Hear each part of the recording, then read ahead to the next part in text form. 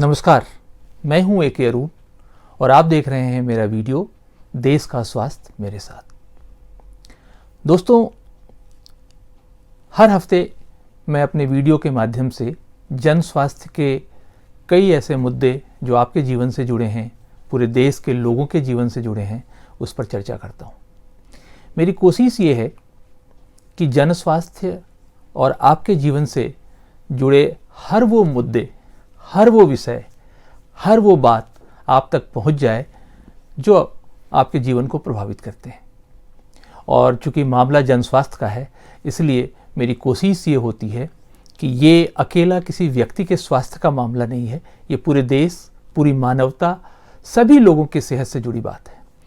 इन बातों में प्रकृति की भी बात है, इन बातों में एक दीर्घकालीन जीवन व्यवस्था की बात है। इसलिए मैं इस बात को पहले ही स्पष्ट कर देना चाहता हूं कि मेरा किसी भी व्यक्ति को, किसी भी संस्था को, किसी भी संगठन को, सरकार या किसी भी व्यवस्था को, उनके दिल को दुखाने का मेरा इरादा नहीं है। मेरी कोशिश ये है एक जन स्वास्थ्य कार्यकर्ता के नाते कि ये सारी जानकारी आप लोगों तक ठीक से पहुंचे। दोस्तों, आज मैं चर्चा करूंगा नीति आयोग के एक दस्तावेज की, जिसे विजन 2035 कहा गया है। हालांकि ये दस्तावेज 1 साल पुराना है। नवंबर 2019 में नीति आयोग ने इस दस्तावेज को रिलीज कर दिया था और उस पर चर्चाएं हो रही हैं। उस पर वैज्ञानिक और जो उसके स्टेक होल्डर्स हैं वो उस पर बात कर रहे हैं, लेकिन पब्लिक डोमेन में अभी तक इस पर कोई चर्चा नहीं हुई है। इसलिए मुझे लगता है कि जनता के बीच में, आम लोगों के बीच में, हर उन लोगों के बीच में जिनकी सेहत इससे प्रभावित होगी, उनके बीच में इन सारी बातों को ठीक से कर ली जाए।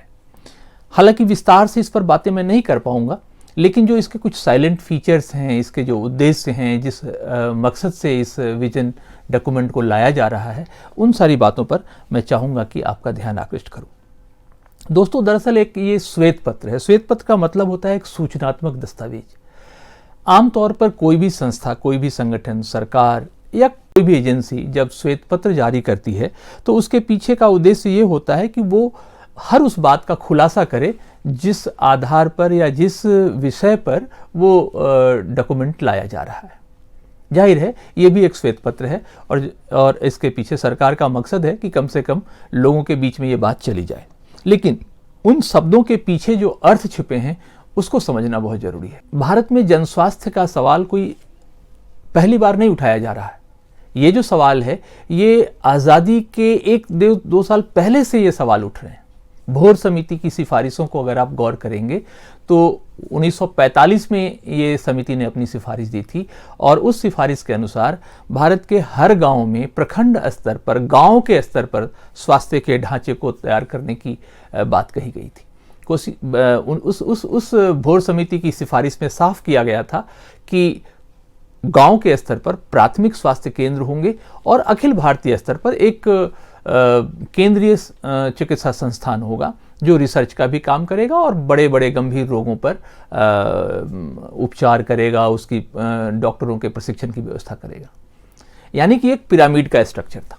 नीचे लगभग जितने भी 7-8 लाख गांव हैं, उन सभी गांवों में स्वास्थ्य केंद्र होंगे, बुनियादी स्वास्थ्य केंद्र होंगे, प्राथमिक स्वास्थ्य केंद्र होंगे और केंद्रीय स्तर पर कुछ संस्थान होंगे जो क्रमशः प्राथमिक स्वास्थ्य केंद्र से जो गंभीर रोग हैं उसको रेफर किए जाने के बाद उनका इलाज करेंगे, उस पर अनुसंधान करेंगे।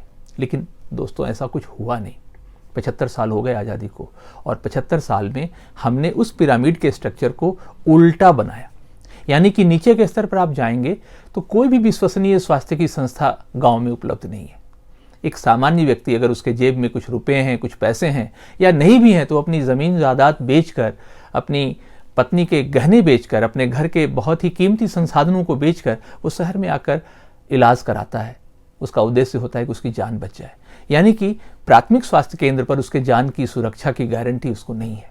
तो यानी कि वो स्ट्रक्चर ठीक से बना नहीं और नतीजा ये है कि गांव से लेकर छोटे कस्बे, शहर या राज्य के भी मरीजों का जो बोझ है वो केंद्रीय संस्थान पर, यानी कि अखिल भारतीय आयुर्विज्ञान संस्थान और जितने भी इस तरह के स्नातकोत्तर चिकित्सा संस्थान हैं वहाँ पर पड़ने लगा। आप देखेंगे कि अखिल भारतीय आयुर्विज्ञान संस्थाओं की संख्याएं बढ़ा दी गई हैं। लगभग हर राज्य की राजधानी में एक अखिल भारतीय आयुर्विज्ञान संस्थान खोले गए हैं, लेकिन बावजूद इसके वहाँ मरीजों की संख्या कम नहीं हो रही, बावजूद इसके प्राथमिक स्वास्थ्य केंद्र पर लोगों का भरोसा नहीं बन रहा। तो जाहिर है कि पिछले 75 वर्षों में हम वो स्ट्रक्चर नहीं बना पाए और उसी का नतीजा है कि साल दर साल हमको कुछ नए नए प्रयोग करने पड़ते हैं।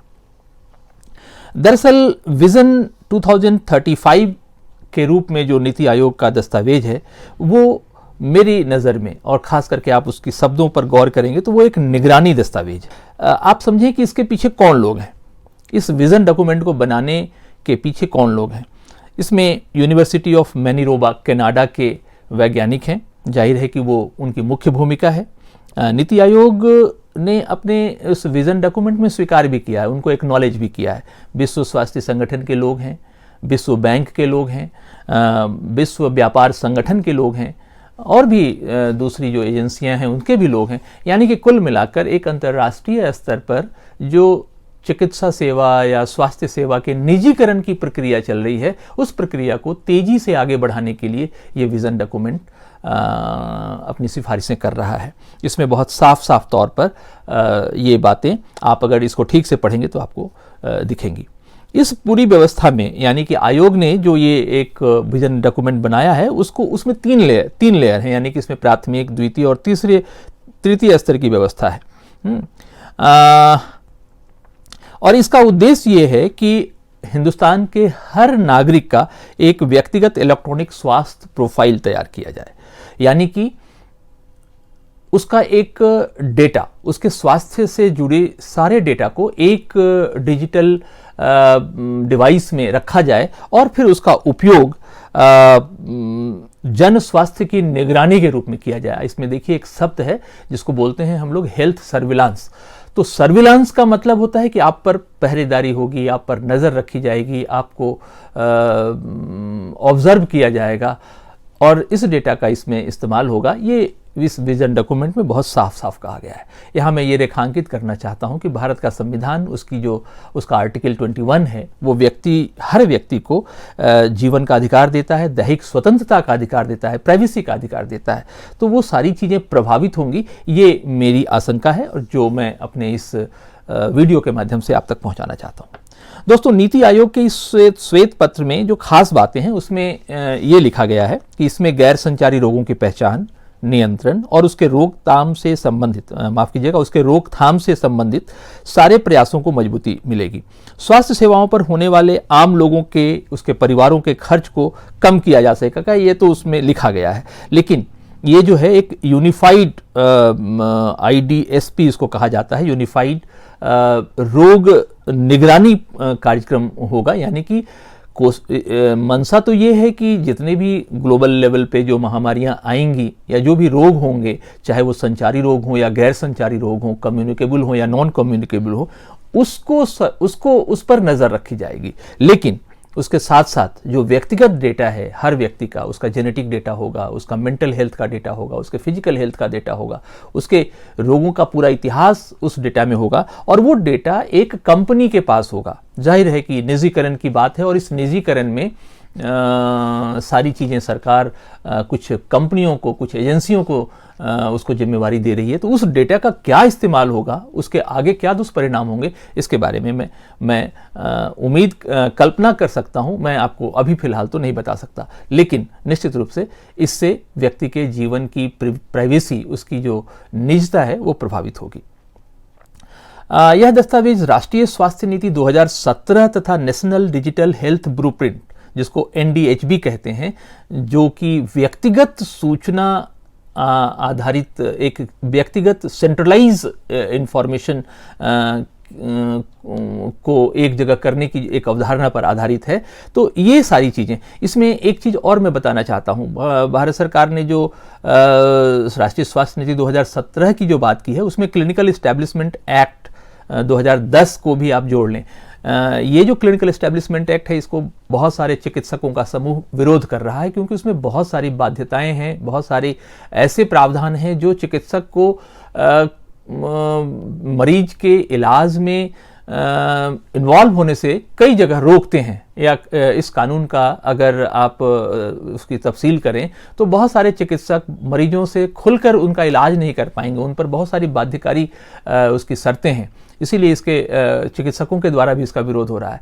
और ये जो विजन 2035 का जो डॉक्यूमेंट है ये नागरिकों को लेकर है, तो आप देखें कि जो प्रोफेशनल्स हैं वो भी परेशान हैं और जो मरीज होंगे, जो उपभोक्ता होंगे, यानी कि स्वास्थ्य की सेवाएं जो लेंगे वो भी परेशान होंगे। तो इसलिए मुझे लगता है कि ये जो डॉक्यूमेंट है उस डॉक्यूमेंट को अगर ठीक से पढ़ लिया जाए तो मुझे लगता है कि स्वास्थ्य सेवाओं के पूंजीकरण, यानी स्वास्थ्य सेवाओं के निजीकरण या स्वास्थ्य सेवाओं को निजी कंपनियों के हवाले पूरी तरह से सौंप देने की ये वकालत करता है डॉक्यूमेंट। मैं आपको एक और चीज़ बताना चाहूँगा कि खास करके जो कंपनियों की अपनी एक कोशिश है पिछले 90 के दशक से, आपको मालूम है कि वैश्वीकरण की पूरी प्रक्रिया, विश्व व्यापार संगठन की सक्रियता के बाद जितने भी ब्रिटेन वुड ऑर्गेनाइजेशंस हैं, यानी कि world bank, international monetary fund और जितने भी इस तरह के एशियन डेवलपमेंट बैंक, इन सभी संस्थाओं की जो भूमिका थी वो थी कि कर्ज आधारित और मुनाफा के आधार पर सभी सेवाओं को देखा जाए। और इन संस्थाओं ने स्वास्थ्य के क्षेत्र में, शिक्षा के क्षेत्र में और ऐसे मनुष्य के जीवन से जुड़ी हर उस क्षेत्र में बड़े पैमाने पे पूंजी निवेश की बात की। उन्होंने कहा कि ये जो जन सरोकार तो है, लेकिन इन जन सरोकारों का तब तक एक व्यापक फैलाव नहीं हो सकता जब तक कि इसमें पूंजी नहीं आएगी। यानी कि हर चीज़ के लिए पूंजी की बात करने पर फिर ये पैसे कहाँ से आएंगे, तो जाहिर है ये बड़ी कंपनियां देंगी। बड़े ये जो बैंक हैं, फंड बैंक हैं, विश्व बैंक है या इंटरनेशनल मॉनेटरी फंड है, ये कर्ज देंगे इन देशों को और उसके बाद फिर जाहिर है कि ये जो कर्ज होते हैं उसकी एक अपनी शर्त होती है और उन शर्तों के आधार पर फिर नीतियां प्रभावित की जाती हैं। आपको याद होगा कि स्ट्रक्चरल एडजस्टमेंट और जितने भी वैश्वीकरण की पूरी प्रक्रिया थी पिछले 90 से अभी तक आप देखें तो उसमें धीरे धीरे धीरे धीरे हमने सरकारीकरण या जन महत्व के जितने भी संस्थान थे उन संस्थाओं को एक तरह से निजी कंपनियों के हवाले करना शुरू किया। कांग्रेस की सरकार जो थी, जिसको यूपीए की सरकार कहते हैं, यूपीए की सरकार ने बहुत तेज़ी से निजीकरण की प्रक्रिया शुरू की थी, बाज़ार के हवाले संस्थाओं को करना शुरू कर दिया था। लेकिन पिछले 6 वर्षों में मोदी जी की सरकार ने, खास करके एनडीए की सरकार ने बहुत तेज़ी से निजीकरण को बढ़ाया है और उसका नतीजा ये है कि अब स्वास्थ्य का क्षेत्र पूरी तरह से निजी कंपनियों के हाथ में जा रहा है। और यही मेरी चिंता है, यही वजह है कि मैं आपसे हर उस आम नागरिक से बताना चाहता हूँ कि हमको सतर्क होना पड़ेगा, हमको इन सारे दस्तावेजों को पढ़ना पड़ेगा और उसके खिलाफ फिर सरकारों से बात करनी पड़ेगी, अपने जनप्रतिनिधियों के माध्यम से या संगठनों के माध्यम से। दोस्तों, आपको मैं एक उदाहरण देना चाहता हूं कि अभी हम कोरोना काल से गुजर ही रहे हैं, कोरोना का संकट अभी गया नहीं है। करोड़ों से ज़्यादा लोग हमारे देश में इससे प्रभावित हुए हैं, लाखों की संख्या में मौतें हुई हैं, कुछ तो ऑफिशियल हैं लेकिन बहुत सारी अनऑफिशियल मौत जो दर्ज नहीं हुई हैं। इन सभी बातों को अगर आप ध्यान से देखें तो उसका लब्बो-लुआब ये है कि जितनी जो सरकारी स्वास्थ्य सेवाएं थी वो सरकारी स्वास्थ्य सेवाएं नाकाफ़ी सिद्ध हुई, उनका कोई बहुत भरोसा जनता का वो भरोसा नहीं जीत पाए और मजबूरी में जो भी कोरोना से ग्रस्त हुए लोग वो निजी कंपनियों के निजी अस्पतालों में जाकर इलाज के लिए मजबूर हुए। और निजी अस्पतालों में जो इलाज की पूरी प्रक्रिया चली वो प्रक्रिया 5 लाख से लेकर 15 से 20 लाख तक की मतलब एक तरह से खर्च का आप अंदाज़ा लगा सकते हैं। मेरे पास तो ऐसे मैंने तो करीब 500 से 600 से ज़्यादा मरीजों को देखा है। जाहिर है कि 1000-2000 से ज़्यादा का खर्च नहीं आया मेरे माध्यम से जो इलाज हुआ और उसमें शायद ही कोई व्यक्ति आकस्मिक स्थिति में गया हो और उनकी जीवन पर खतरा हुआ हो। लेकिन जो लोग भी निजी अस्पतालों में इलाज कराए उनको लाखों रुपए खर्च करने पड़े, काफ़ी लोगों की तो जानें भी गई। तो दोस्तों, ये जो बातें हैं, ये जो ब्लूप्रिंट है, इसको कि डिजिटल हेल्थ ब्लूप्रिंट मैं कह रहा हूँ, वो उसके जो खतरे हैं मैं उसकी तरफ आपका ध्यान आकृष्ट कर रहा था। विज़न 2035 का जो पूरी संकल्पना है, खास करके मोदी जी के सरकार की, जिस पर कि वो तेज़ी से काम भी कर रहे हैं। आप ध्यान करें कि अभी 2-3 वर्ष पहले से एनआरसी की चर्चा चल रही है, यानी कि एक ऐसा रजिस्टर होगा जिसमें नागरिकता का पूरा डिटेल्स होगा। नागरिकता के इस डिटेल्स के साथ अब ये जो डिजिटल हेल्थ ब्लूप्रिंट की बात चल रही है, उस डिजिटल हेल्थ ब्लूप्रिंट में मनुष्य के शरीर से संबंधित, उसके स्वास्थ्य से संबंधित वो सारे आंकड़े दर्ज किए जाएंगे, जिन आंकड़ों का उपयोग कंपनियां अपने सुविधा से करेंगी। यानी कि वो कोशिश ये करेंगी कि उनको हर उस व्यक्ति के शरीर की हर वो बारीक जानकारी उनके पास हो, जिसको कि वो कभी भी चाहें तो उस व्यक्ति को एक्सप्लॉइट करने में उसका इस्तेमाल कर सकती हैं।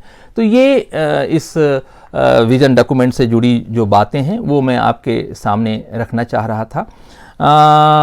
विजन डॉक्यूमेंट को लेकर सरकार और जो एजेंसी है, खास करके नीति आयोग भी मानता है कि भारत में डाटा संग्रह हालांकि इतना आसान नहीं है, क्योंकि हाल के वर्षों में जो कुकुरमुत्ते की तरह कई ऐसे छोटे छोटे संस्थाएं खड़ी हो गई हैं। हमारे यहाँ कई अंधभक्तों की एक बड़ी तादाद है जो खास करके किसी भी विषय का आलोचनात्मक अध्ययन नहीं करते।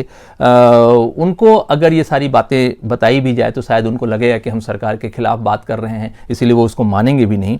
कहा यह जा रहा है कि जो एपेडेमिक इंटेलिजेंस का जो अभाव है हमारे देश में, महामारियों को लेकर जो जानकारी है आम मासेज में, वो सब इतनी पर्याप्त नहीं है। और ऐसे कई स्थितियां हैं जिसको अगर हर उस व्यक्ति से शेयर नहीं किया जाए तो आप एक तरह से मजबूर होते हैं उस संस्थान के सामने, उस बीमारी के सामने, उस पूरी चिकित्सा व्यवस्था के सामने, और आपको जो भी उपचार के नाम पर जो भी आपको सुविधाएं प्रदान की जाती है आप उसी को मानते हैं, आप उसमें अपने विवेक का इस्तेमाल नहीं करते। तो ये जो विजन 2035 का डॉक्यूमेंट है, उसके पहले ऐसा नहीं है कि ये कोई पहली बार इस तरह की प्रक्रिया चली है। आप याद कीजिए, सन 2000 तक सबको स्वास्थ्य का भी नारा 1990 में दिया गया था। उसके बाद मिलेनियम डेवलपमेंट गोल आया जो 2015 तक का लक्ष्य था, लेकिन कुछ हासिल नहीं हुआ। उसमें करीब 15 पॉइंट्स थे, कई सारे रोगों को खत्म करने की पूरी बात थी। उसके बाद अब सस्टेनेबल डेवलपमेंट गोल की बात आ गई है। तो इस तरह से रोज नारे और रोज नए नए लक्ष्यदार बातें, और उसमें हजारों करोड़ का बजट वो हमारे आपके जनता का है। तो इस तरह से आप समझें कि हम इस तरह के विजन डॉक्यूमेंट के माध्यम से क्या हम फिर से एक बार बाजार के हवाले अपने आप को नहीं कर रहे हैं? क्या हम फिर से अपनी सेहत को उसके डेटा के माध्यम से कंपनियों के हवाले अपनी सारी उन बुनियादी जानकारी को शेयर नहीं कर रहे हैं? इसलिए मुझे लगता है कि इस विजन 2035 के डॉक्यूमेंट को समझना चाहिए, पढ़ना चाहिए। नेट पर उपलब्ध है, और मुझे लगता है कि हमारे इस वीडियो के बाद आप जरूर इस डॉक्यूमेंट का अध्ययन करें, उसको पढ़ें, समझें, विशेषज्ञों से उसकी राय लें। और अगर आपको लगता है कि इसमें कुछ नागरिक स्वतंत्रता का हनन होता है, मनुष्य के जीवन से जुड़े किसी भी प्रिवेसी प्रभावित होती है, तो आप निश्चित रूप से अपने जनप्रतिनिधि के माध्यम से पत्र लिखकर या सीधे सरकार से अपनी बात कहें। मुझे लगता है कि किसी भी देश में एक सजग नागरिक उस देश का भविष्य होता है, उस देश की बेहतरी का एक बहुत बेहतर माध्यम होता है। आज इस वीडियो में इतना ही। अगले हफ्ते जब मैं आपसे मिलूंगा तो और भी ऐसे विषय के साथ आपसे जानकारी शेयर करूंगा। तब तक के लिए आपका शुक्रिया, धन्यवाद।